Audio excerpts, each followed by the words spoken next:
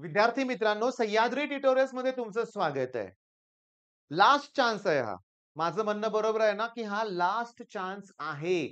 Cap round 1 मध्ये चूक केली होती. कॅप राउंड 2 मध्ये परत तीच चूक केल्यामुळं कॉलेज अलॉट झालं नाही. आता अशा मुलांसाठी ऑब्व्हियसली हा लास्ट चान्स आहे. चुकतंय कुठं? एक एक्झाम्पल घेतो. माझ्या क्लासमध्ये एक स्टुडंट होता. फार पूर्वी, अगदी म्हणूया 15 वर्षापूर्वीची गोष्ट सांगतोय तुम्हाला मी. सीईटी त्याला 130 च्या आसपास स्कोर होता. नो डाउट तो बेस्ट होता. पण त्या मार्कावर सीओईपी नाही, वालचंद नाही, कराड गव्हर्नमेंट कॉलेज शक्य नव्हतं. आणि तो बिचारा काय करत होता, त्याच्या वडिलांचं म्हणणं काय होतं, की आपल्याला गव्हर्नमेंट कॉलेज मिळालं पाहिजे. कारण तुम्हाला सांगू का, की गव्हर्नमेंट कॉलेज का हवंय पालकांना ठराविक मी तुम्हाला सांगतो. कारण पूर्वीच्या काळी गव्हर्नमेंट कॉलेज म्हणजे कमी फी मध्ये शिक्षण. खरोखर खूप छान प्रकार होता तो. आता राहिलेला नाहीये. कराड गव्हर्नमेंट कॉलेजची डेव्हलपमेंट फी किती आहे अगोदर चेक करा. जळगाव गव्हर्नमेंट कॉलेजची डेव्हलपमेंट फी किती आहे ते चेक करा. मग कळेल तुम्हाला, की गव्हर्नमेंट कॉलेजची फीज आता प्रायव्हेट एवढीच झालेली आहे. पण मुद्दा काय मग त्या मुलाचं चुकलं काय, की पहिल्या 2 राउंडमध्ये त्याला कुठलंच कॉलेज अलॉट झालं नाही. शेवटी मी पर्सनली त्यांच्या घरी गेलो आणि त्यांना रिक्वेस्ट केली, की गव्हर्नमेंट कॉलेज बरोबर प्रायव्हेट कॉलेज पण टाका. तेव्हा त्यांचं म्हणणं होतं, की "सर नाही परवडणार. आम्ही नाही तो खर्च पेलू शकत." मग मी त्यांना सजेस्ट केलं, की आपल्या साताऱ्यात केबीपी इंजिनिअरिंग कॉलेज आहे. तिथं मेकॅनिकलला त्याला नक्की मिळेल तेवढ्या मार्कावर. मिळालं सुद्धा. मिळालं. बरं काय तोटा झाला? काहीही तोटा झाला नाही. आज तो मुलगा मी तुम्हाला लास्ट व्हिडिओत बोललोय, की आमच्या समोरच्याच कॉलनीत सगळ्यात छान बंगला कुणाचा असेल तर त्याचाच आहे. मी असं लास्ट टाईमला सेम हेच बोललोय. तिथं सगळं आलंय. मी तुम्हाला सांगतो तो विदेशात पण गेला. सगळं छान त्याचं शिक्षण पूर्ण झालं. छान! आणि मला सांगताना अतिशय आनंद होतोय. त्यांना जी पुस्तकं वापरली, ती मी इंजिनिअरिंगला जी वापरली, ती तीच वापरली. माझेच बुक्स त्यानं वापरले. मेकॅनिकलला होता ना शेवटी तो पण आणि आमच्या काळात मेकॅनिकलला स्कोप होता. जसं तुमच्या काळात सीएसचा स्कोप आहे तो. मग कळालं का रे बाळांनो तुम्हाला? तुम्हाला ड्रॉप घ्यायचा आहे का? नाही घ्यायचा. ठीक आहे. मग तुम्हाला ड्रॉप घ्यायचाच नसेल, तर मग ऑब्व्हियसली कॅप राउंड 3 मध्ये तुम्हाला असे कॉलेजेस घ्यावे लागतील. तुमच्या भाषेत सांगतो, कॉम्प्रोमाईज करावं लागेल. स्पष्ट बोलतोय. कॉलेजमध्ये कॉम्प्रोमाईज करावं लागेल. नाही तयारी, नाही मला चांगलंच कॉलेज पाहिजे.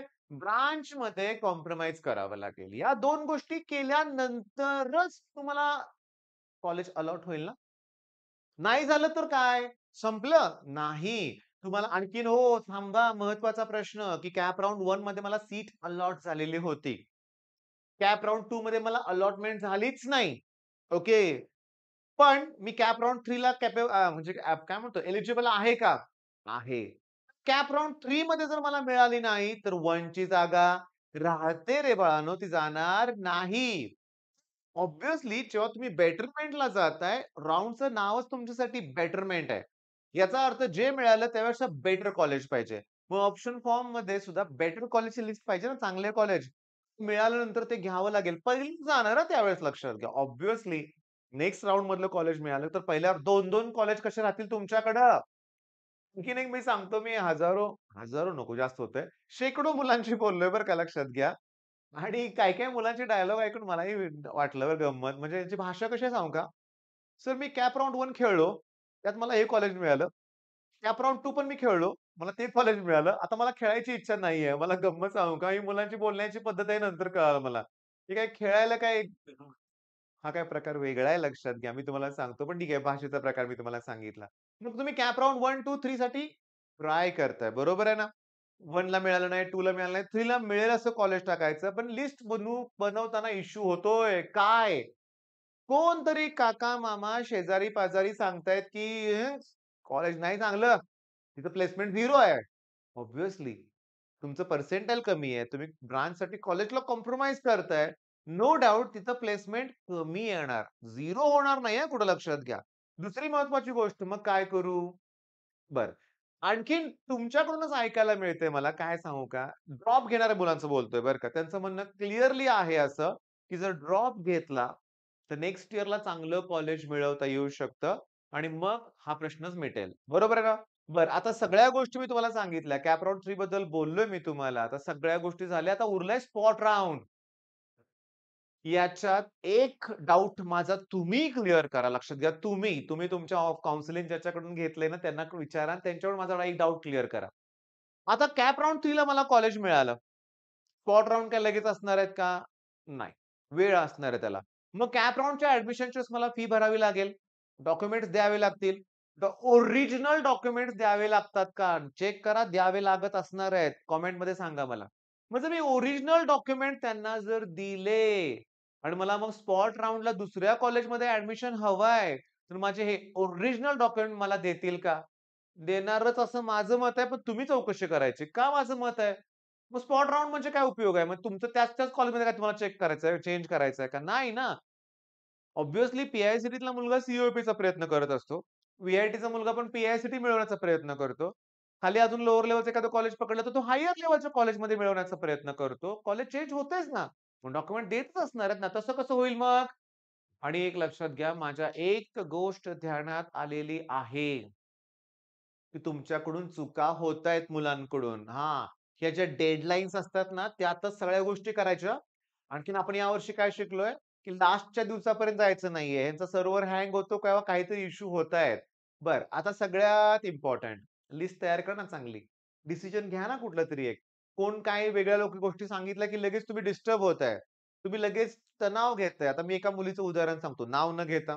तिचे वडील हा व्हिडिओ बघतात. माझ्या प्रत्येक व्हिडिओ ते पालक बघतात बरं का. त्या मुलीनं त्यांना आणि मला एवढा त्रास दिलाय, हे घेऊ का ते घेऊ? हे घेतलं तर ठीक आहे. मग तर तिनं कॉलेज कॉम्प्रोमाईज करून सिव्हिल घ्यायचं ठरवलंय चांगल्या कॉलेजमध्ये. ओके झालं. पुन्हा तिचा कॉल आला, की "सर सगळे म्हणतायत की सिव्हिल हे मुलींसाठी नाहीये. मग मला भीती वाटायला लागली काय करू?" मी म्हणलं, "मग पाहिजे का नको सिव्हिल?" सर सगळे अरे सगळेजण कोण? ऐकावे जनाचे आणि करावे मनाचे. बरोबर आहे ना? आवडलं तर व्हिडिओला लाईक करा. लक्षात घ्या हे वाक्य. सिरियसली. किती जणांचं आपण ऐकून ठरवणार आहे? त्रास होतो. तुम्ही सी-एस, आय-टी सोडून कुठलीही ब्रांच आता गल्ली-बोळातल्या सगळ्या लोकांना माहिती आहे, की सी-एसला स्कोप आहे. मग ते सोडून आपण जर दुसरी ब्रांच घेतली तर ठीक आहे, ते आपल्याला वेड्यात काढतील. पण आपण आपल्या निर्णयावर ठाम पाहिजे ना. ठरवा ना आता काय करायचंय. बास ठीक आहे, मी ठरवलं आता हेच करेन. असा ॲटिट्यूड ठेवा ना. मग काय अडचण येणार नाही तुम्हाला. आणखीन काय होतंय माहितीये का, की लोक काय म्हणतील याचा विचार तुम्ही करता. हां, हे माझ्याबद्दल काय विचार करत असतील याचा विचार तुम्ही करताय. नका विचार करू. कोणाला तुमच्याबद्दल वेळ नाहीये विचार करायला तुमचा.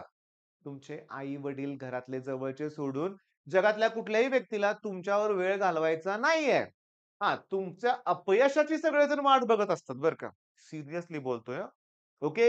आणि ना सहान म्हणतो ना ते अ, मगरीचे अश्रू असं मराठीतनं म्हणतात बरं का. म्हणजे दिखावा असतो सगळा. त्यांना मनातून आनंद झालेला असतो. पण तुमचं यश आई-वडिलांबरोबर सेलिब्रेट तुम्हाला करायचंय. बाकीच्यांना तो आनंद नसतो. दिखावा करत असतील, पण तो नाही. त्यामुळे ह्या गोष्टी तुम्ही लक्षात घेण्याचा प्रयत्न करा. आणि आता ठरवा लास्ट मोमेंटला काय करायचंय ते. आणि हो, मी तुम्हाला सांगू का व्हिडिओच्या शेवटी मी बोलतोय बरं का, शेवटी ही गोष्ट बोलतोय, की जगात अशक्य कोणतीही गोष्ट नाही. नेहमी सांगत आलोय मी. आणि इथून पुढं आता माझं महत्वाचं ऐका. इथून पुढचा सिलेबस टफ आहे. इंजिनिअरिंग सोपं नाहीये. एन्जॉय करत कंप्लीट होणार नाहीये. खूप त्यात हार्ड आहे, खूप स्ट्रगल आहे, खूप धावपळ आहे. हां, नाही होणार आरामात लक्षात घ्या. मग या गोष्टीची जाणीव ठेवून ना तुम्ही आता अभ्यासाला सुरुवात करा. All the best.